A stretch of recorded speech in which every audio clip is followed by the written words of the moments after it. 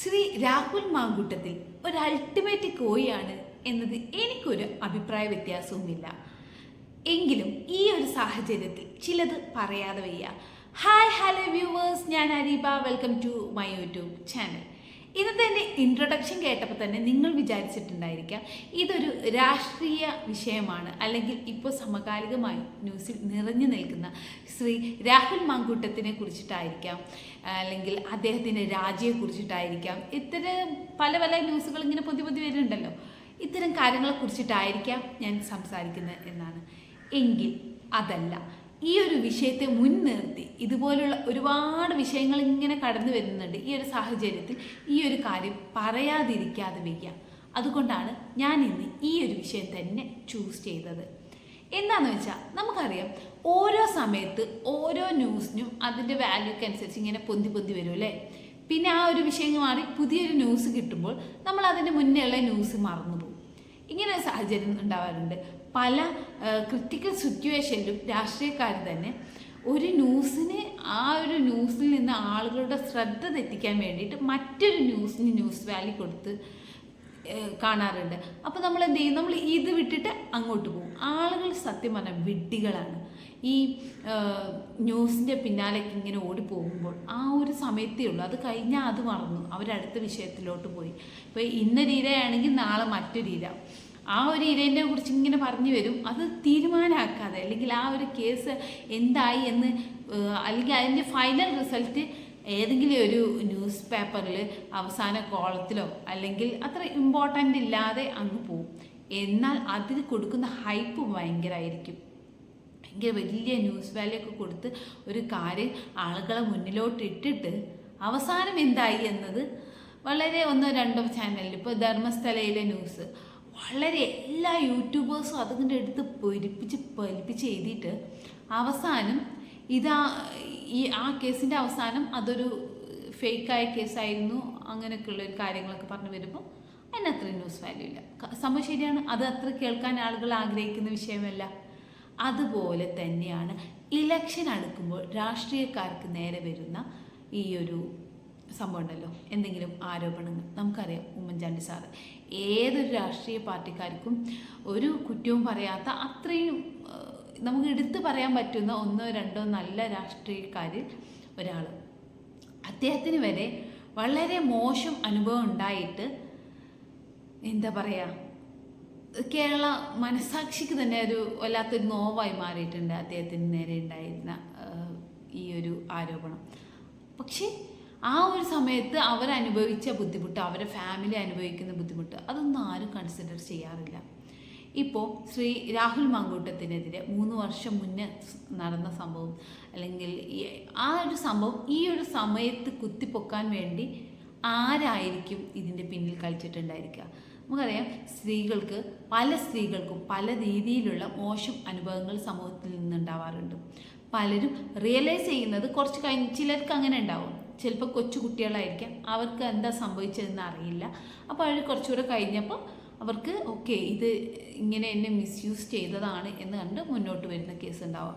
അല്ലെങ്കിൽ ചില കേസിൽ ചിലർക്ക് ഉണ്ടാവും ഓക്കെ, അത് അവരനുഭവിച്ചു, ഇനി അത് കേസും കൂട്ടുമായി പോയി കൂടുതൽ വേദനിക്കാൻ ആഗ്രഹിക്കുന്നില്ല എന്ന് കരുതി മൂടിവെച്ച സംഭവം വീണ്ടും ഈ ഒരു വ്യക്തി മറ്റു സ്ത്രീകളോട് ഇത്തരം മോശം കാര്യങ്ങൾ ചെയ്യുന്നത് കാണുമ്പോൾ ഇനിയും മിണ്ടാതിരിക്കുന്നത് അർത്ഥമില്ല എന്ന് പറഞ്ഞ് മുന്നോട്ട് വരുന്ന സ്ത്രീകളൊക്കെ കണ്ടിട്ടുണ്ട്.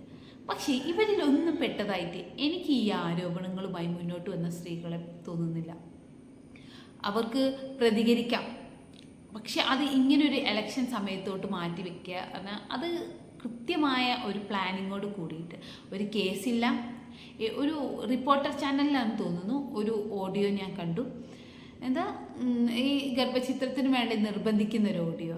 ആ ഒരു ഓഡിയോ കേൾക്കുമ്പോൾ എനിക്ക് തോന്നിയൊരു കാര്യം എന്താണെന്ന് വെച്ചാൽ, അങ്ങനെ ഒരു കേസ് കൊടുത്തിട്ടില്ല എന്നും അതേ ചാനലിൽ തന്നെ കൊടുക്കുന്നുണ്ടോ. അപ്പോൾ കേസില്ല, ആ ഇര ആരാണെന്ന് പറയുന്നില്ല. ഇരേൻ്റെ പേര് പിന്നെ ഓക്കെ, അവരുടെ പ്രൈവസി മാനിച്ചുകൊണ്ടുള്ളതായിരിക്കാം. അങ്ങനെ ഒരു ഗർഭമുണ്ടോ എന്നുള്ളതിന് തെളിവില്ല. ഗർഭമുണ്ട് എന്ന് ആ സ്ത്രീ പറഞ്ഞ് ഭീഷണി കോൾ പോലെ എനിക്ക് തോന്നുന്നത്. അങ്ങനെ അല്ലെങ്കിൽ ആ ഒരു ആത്മാർത്ഥതയുള്ള കോളാണെങ്കിൽ അത് ഈ ഒരു സമയത്ത് ഇടേണ്ട ആവശ്യമില്ലായിരുന്നു. അല്ലെങ്കിൽ അത് നേരത്തെ എന്നോ വരെ കുത്തിപ്പൊക്കി വരേണ്ട കേസായിരുന്നു, എന്നോ മുന്നോട്ട് വരേണ്ട ആളുകളായിരുന്നു. കാരണം ഇപ്പോൾ ഈ ഒരു ആരോപണമൊക്കെ ഉന്നയിക്കുന്ന സ്ത്രീകൾ പറഞ്ഞാൽ അത്രയും എഡ്യൂക്കേറ്റഡ് അല്ലാത്തതോ അല്ലെങ്കിൽ സമൂഹത്തിൽ ഭയങ്കര ബുദ്ധിമുട്ട് അനുഭവിക്കുന്ന ആളുകളൊന്നുമല്ല. അവരൊക്കെ ഈ സമൂഹത്തിൻ്റെ മുന്നിൽ വളരെ ബോധത്തോടെ എങ്ങനെ സംസാരിക്കണം, എവിടെ പോയാൽ നീതി ലഭിക്കും എന്ന് വ്യക്തമായ ധാരണയുള്ള സ്ത്രീകളാണ്. അപ്പോൾ ഈ ഒരു ഉദ്ദേശം ആ ഒരു വ്യക്തിയുടെ പ്രതിച്ഛായക്ക് കോട്ടം വരുത്തുക എന്ന് തന്നെയാണ്. നാളെ നമ്മുടെ വീട്ടിലുള്ള പുരുഷന്മാർക്കോ അല്ലെങ്കിൽ നമുക്കറിയാം, ഇത് രാഷ്ട്രീയത്തിൽ മാത്രമല്ല ഫിലിം ഇൻഡസ്ട്രിയിലും ഒക്കെ ഉണ്ട്. ഇപ്പോൾ നിവിൻ പോളി വളരെ ജെന്യൂനായിട്ട് ആൾ മുന്നോട്ട് വന്നു, ആൾക്ക് നീതി ലഭിച്ചു. അപ്പോൾ അങ്ങനെ ഒരു കേസേ ഇല്ല. ആർക്കും ആരുടെ നേരെയും ഏതൊരു സ്ത്രീക്കും ഒരു പുരുഷനെതിരെ എന്തൊരു രീതിക്കുള്ള കേസും കൊടുക്കാം എന്നുള്ള ഒരു സ്റ്റേജിലായിട്ട് എത്തിയിരിക്കുന്നു. തെറ്റായ മോശമായിട്ട് ഒരാളുടെ പ്രതിച്ഛായക്ക് കോട്ടം പറ്റുന്ന രീതിക്ക് ഇത്തരത്തിലുള്ള കേസ് ഉണ്ടെങ്കിൽ അത് കേസായിട്ട് പോകും. നമ്മൾ സിസ്റ്റത്തിനൊരു വാല്യൂ ഉണ്ട് അല്ലേ? ഇങ്ങനെ സിസ്റ്റത്തിന് വാല്യൂ ഇല്ലാതെ അവരൊന്ന് നന്നായിക്കോട്ടെ വിചാരിച്ചിട്ടാണ് ഞാനിത് സൊസൈറ്റീൻ്റെ മുന്നിൽ ഇങ്ങനെ ഇട്ട് കൊടുക്കുന്നത് എന്ന് പറയുന്നതിന് അർത്ഥമില്ല. ഇവിടെ ഒരു സിസ്റ്റമുണ്ട്, നിങ്ങൾ കേസ് ഫയൽ ചെയ്യും, അപ്പോൾ അതിനെതിരെ ആക്ഷൻ എടുക്കാം. ഇത് കേസില്ല, പരാതിയില്ല, ഒന്നുമില്ല. പക്ഷേ അദ്ദേഹത്തിൻ്റെ പ്രതിച്ഛായക്ക് കോട്ടം പറ്റണം, ഒരു പ്രതികാര മൈൻഡോട് കൂടിയിട്ട് ഇത്തരത്തിൽ വരിക. ഇങ്ങനെ വരുമ്പോൾ സംഭവിക്കുന്നത് എന്താ വെച്ചാൽ സത്യസന്ധമായിട്ടുള്ള പാവം ഇരകളുണ്ടാവും അല്ലേ? അവർക്ക് മുന്നോട്ട് വരാനുള്ള ധൈര്യത്തിന് വല്ലാത്തൊരു കോട്ടം വരും. കാരണം ഇങ്ങനെ വന്നാൽ ഈ വരുന്നവരെ എല്ലാ സ്ത്രീകളും മോശക്കാരായിട്ട് സമൂഹം ചിത്രീകരിക്കാൻ സാധ്യതയുണ്ട്. എൻ്റെ പ്രതിച്ഛായക്ക് ഇതിലേറെ മോശം ചെയ്യും. ഇപ്പോൾ അനുഭവിച്ച അനുഭവം അത് ഞാനങ്ങ് സഹിച്ചോളാം എന്ന് കരുതിയിട്ട് പലരും സഹിക്കുന്ന ഒരു സിറ്റുവേഷനിലോട്ട് പോകും. നമ്മുടെ സിസ്റ്റത്തിന് ഒരു വാല്യൂ ഉണ്ട്. നിങ്ങൾക്ക് എന്തെങ്കിലും സ്ത്രീകൾക്ക് എന്തെങ്കിലും ഒരു പരാതി ഉണ്ടെങ്കിൽ കംപ്ലൈൻ്റ് ആയിട്ട് കൊടുക്കുക, എന്നിട്ട് നിയമപരമായിട്ട് നേരിടുക. അല്ലാതെ ഈ സോഷ്യൽ മീഡിയയിൽ ഇങ്ങനെ വിടുന്നതിൽ പ്രത്യേകിച്ച് അർത്ഥമൊന്നുമില്ല. കാരണം ഇവിടെ ആർക്കാണ് നീതി ലഭിക്കുന്നത്? ആ ഒരു വ്യക്തിയുടെ പ്രതിച്ഛായക്ക് കോട്ടം വന്നതാണോ ഇവരുദ്ദേശിക്കുന്ന ഇവരുടെ നീതി? എനിക്കറിയില്ല, എനിക്ക് മനസ്സിലാവുന്നില്ല. എന്താണ് ഇതിൻ്റെ പിന്നിൽ ആ സ്ത്രീകളുടെയൊക്കെ ഉദ്ദേശം എന്ന് എനിക്ക് മനസ്സിലാവുന്നില്ല. അങ്ങനെ അവർക്ക് നീതി കിട്ടണമെങ്കിൽ എന്ത് ചെയ്യണം? ആ ഒരു ആൾക്ക് എതിരെ നിയമ നടപടി എടുക്കണം. അല്ലാതെ ഒരു പ്രതികാര മൈൻഡിലൂടെ പോകുന്നതിനോട് എനിക്ക് പേഴ്സണലി യോജിപ്പില്ല. പിന്നെ നിങ്ങളൊക്കെ എവിടെയായിരുന്നു? ഇത്രയും കാലം നിങ്ങളൊക്കെ എവിടെയായിരുന്നു? എന്നെ പൊതുവേ എല്ലാവരും പറയാറുണ്ട് ഞാനൊരു എന്താ പറയുക ഫെമിനിച്ചിയാണ് എന്നൊക്കെ. അങ്ങനെ പറയാം, നീ ഒരു ഫെമിനിച്ചിയാണ്, നീ എപ്പോഴും സ്ത്രീകൾക്ക് വേണ്ടിയാണ് സംസാരിക്കുന്നത്. അല്ല, ഞാനെപ്പോഴും സംസാരിക്കുന്നത് മനുഷ്യർക്ക് വേണ്ടിയാണ്. പക്ഷേ ഞാൻ സംസാരിച്ച പല സ്ത്രീകളും അവരുടെ പ്രയാസങ്ങൾ ബുദ്ധിമുട്ടുകൾ ഉണ്ടാകുമ്പോൾ അവർക്ക് വേണ്ടി ഞാൻ സംസാരിച്ചിട്ടുണ്ട്. അതുകൊണ്ട് എൻ്റെ ഫ്രണ്ട്സിന് അങ്ങനെ തോന്നുന്നതാണ്. സത്യത്തിൽ എന്താ പറയുക, സ്ത്രീകളെപ്പോലെ തന്നെയാണ് പുരുഷന്മാർക്കും മാനമുണ്ട്.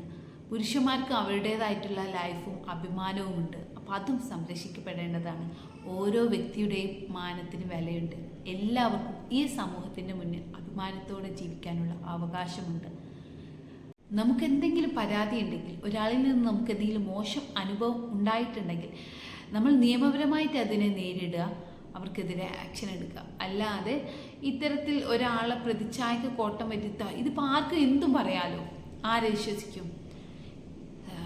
ഈ ചാറ്റുകളൊക്കെ കാണുമ്പോൾ നമുക്കറിയാം രാഹുൽ മങ്കൂട്ടത്തിൽ ഒരു നേതാവ് എന്ന രീതിക്ക് നിൽക്കാൻ പറ്റിയ ഒരു വ്യക്തിത്വമൊന്നും അല്ലാത്ത പോലെ എനിക്ക് പേഴ്സണലി ഫീൽ ചെയ്തു. വളരെ മോശമായിട്ട് എനിക്ക് ഫീൽ ചെയ്തത് വളരെ തെറ്റ് തന്നെയാണ്. പക്ഷേ ഈ ഇത്തരത്തിലുള്ള സ്ത്രീകളെ കുറിച്ചിട്ട് നിങ്ങൾ എന്താണ് ഇതുകൊണ്ട് ഉദ്ദേശിക്കുന്നത്? ഇതുവഴി നിങ്ങളുടെ സമൂഹത്തിലുള്ള സ്ത്രീകൾക്ക് തന്നെ വളരെ വലിയൊരു ദ്രോഹമാണ് ചെയ്തുകൊണ്ടിരിക്കുന്നത്. ഞാൻ പറഞ്ഞതിൽ എന്തെങ്കിലും അഭിപ്രായ വ്യത്യാസം ഉള്ളവരുണ്ടെങ്കിൽ ഒന്ന് കമൻറ്റ് ചെയ്യുക. Thank you for watching this video. Please subscribe and support me.